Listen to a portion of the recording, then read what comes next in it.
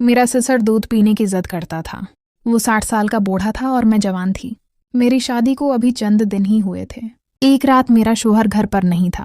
میرا سسر میرے کمرے میں آیا اور کہنے لگا مجھے دودھ پلاؤ، میں دودھ پینا چاہتی ہوں۔ وہ ضد کرنے لگا اور زبردستی میرے کمرے میں آ گیا۔ جیسے ہی اسے موقع ملا اس نے میرے ساتھ پورا رات گزارا۔ میری شادی کو ابھی صرف 4 دن ہی ہوئے تھے۔ میرے سسرال میں بس میرے سسر ہی رہتے تھے۔ شادی کی رات میرا شوہر اختر خاص طور پر کہہ چکا تھا کہ میرے آبا کو بہت غصہ آتا ہے، ورنہ وہ غصے میں پاگل ہو جاتے۔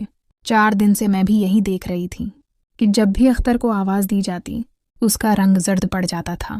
وہ گھبراتا اور فوراً کمرے سے باہر نکل جاتا۔ اختر کی یہ حالت دیکھ کر میرے دل میں بھی سسرال والوں کے لیے بڑا غصہ بیٹھ گیا تھا۔ 5واں دن تھا کہ صبح اختر نے کہا کہ آج ہم باہر گھومنے چلیں گے۔ میں بہت خوش تھی، مگر جیسے ہی میری ساس نے اختر کو پکارا وہ فوراً کمرے سے باہر نکل گیا۔ باہر سے مجھے میرے ساس کے چلانے کی آوازیں آ رہی تھیں۔ وہ کہہ رہے تھے کہ 4 دن شادی کے ہنگامے میں گزر گئے، تمہیں احساس بھی ہے کہ فیکٹری میں تمہاری غیر حاضری کی وجہ سے کتنا نقصان ہو سکتا ہے، اور آج پھر تم چھٹی کر کے بیٹھ گئے ہو۔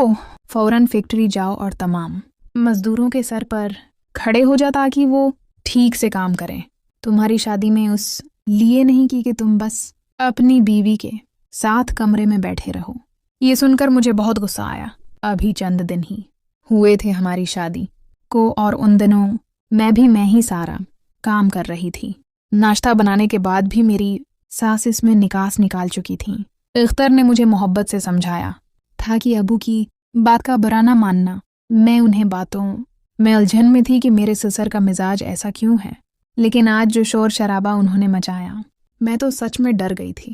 اختار جب کمرے میں واپس آیا تو اس کا چہرہ زرد پڑا تھا۔ وہ بولا معذرت چاہتا ہوں، مجھے فیکٹری جانا پڑے گا۔ میں نے کہا کوئی بات نہیں، کام پہلے ہے، باہر ہم پھر بھی چلیں گے۔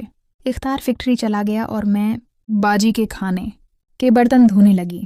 شادی کے 3 دن ہی میں نے کھانا بنایا، گھر کے سارے کام کیے، کیونکہ میری ساس نے نوکرانی کو نکال دیا تھا۔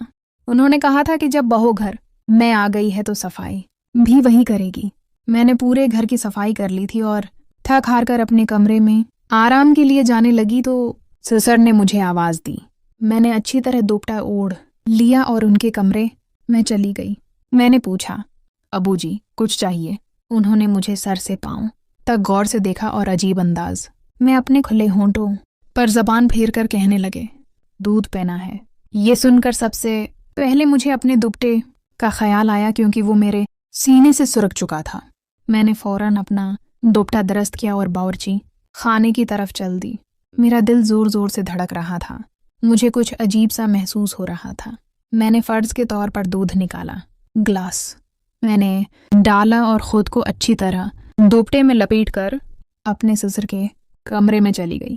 میں نے سائیڈ ٹیبل پر دودھ کا گلاس رکھا اور جیسے ہی باہر نکلنے لگی سسر نے کہا بیٹھو تھوڑی دیر، مجھ سے باتیں کر لیا کرو، گھر میں تمہارے علاوہ تو کوئی ہوتا ہی نہیں۔ میں کئی دن سے اکیلا ہوں اور اکیلے بیٹھ کے بور ہو جاتا ہوں۔ یہ سن کر میں اور بھی زیادہ پریشان ہو گئی۔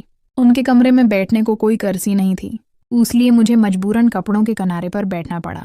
انہوں نے آدھی ادھوری باتیں شروع کی، مگر جیسے ہی انہوں نے دودھ کا گلاس ہاتھ میں اٹھایا لگا دیا، فوراً ہٹا دیا اور بولے یہ بہت ٹھنڈا ہے، میں اتنا ٹھنڈا دودھ نہیں پی سکتا، مجھے تو گرم دودھ پسند ہے۔ یہ کہہ کر ان کی نظروں نے میرے چہرے سے ہوتے ہوئے میرے پورے جسم پر سفر شروع کر دیا۔ ان کی نظروں میں کچھ ایسا تھا کہ مجھے بے چینی ہونے لگی۔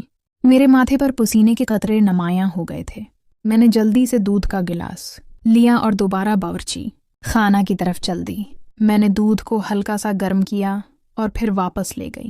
جیسے ہی میں نے گلاس ان کے سامنے رکھا، انہوں نے دودھ کے ساتھ میرا ہاتھ بھی تھام لیا۔ مجھے تو جیسے پورے بدن میں کرنٹ سا محسوس ہوا لگا۔ میں فوراً گھبرا کر ہاتھ کھینچنے لگی، چاہا تو انہوں نے چھوڑ دیا۔ میں کمرے سے نکلنے لگی تو کہنے لگے کہاں جا رہی ہو، یہاں بیٹھو، مجھ سے باتیں کرو، تنہائی مجھے کچوماٹنے لگتی ہے۔ یہ سن کر میرا دل اور زیادہ بے چین ہونے لگا۔ پھر کہنے لگے تم نے شادی کے اگلے دن جو گلابی رنگ کا سوٹ پہنا تھا وہ بہت خوبصورت لگ رہا تھا، آج وہی پہن لینا۔ ये सुनकर मुझे बहुत बुरा लगा। ये फरमाइश तो मेरे शोहर को करनी चाहिए थी, मेरे सिसर को नहीं। जब भी अख्तर फैक्ट्री चला जाता, मेरा सिसर मुझे अपने कमरे में बुला लेता, अजीब नज़रों से देखता, बार बार अपने होंठों पर ज़बान फेरता और कहता, मुझे दूध पीना है, मुझे गर्म दूध बना के दो। जब मैं दूध देकर जाने लगती, वो मेरा हाथ पकड़ लेता और कहता, मेरे पास बैठो, मुझसे बातें करो। मैं कोई बहाना बना के निकलने की कोशिश करती कि मुझे खाना बनाना है, बर्तन धोना है, मगर अब मेरा दिल बहुत बेचैन होने लगा था। मैं सोच रही थी कि अख्तर से बात करनी चाहिए, लेकिन कैसे? वो तो अपने अबू के सामने कांपता था, सिर झुका के बस जी कहता रहता था। एक दिन मैं बावर्ची खाने में काम कर रही थी कि अचानक मेरा ससुर वहां आ गया। उसने मुझे पीछे से पकड़ लिया, अचानक से टेबल से टकरा गई। दिया और जो कुछ मेरे साथ हुआ मैं बयान नहीं कर सकती। मैं किसी तरह अपनी इज्जत बचाकर अपने कमरे में चली गई, दरवाज़ा बंद कर लिया, कड़ी लगा दी और बस्तर पर बैठ गई। मेरी सांसें तेज हो रही थीं, मेरा वजूद कांप रहा था, मेरी आंखों से आंसू बहने लगे। मैं सोच भी नहीं सकती थी कि मेरा ससुर मेरे साथ ऐसा कर सकता है। मैंने फैसला कर लिया कि मैं अख्तर से बात करूंगी। दोस्तों, अगर कहानी पसंद आई हो तो वीडियो को लाइक करें और चैनल को सब्सक्राइब कर ना मत भूलें। शुक्रिया।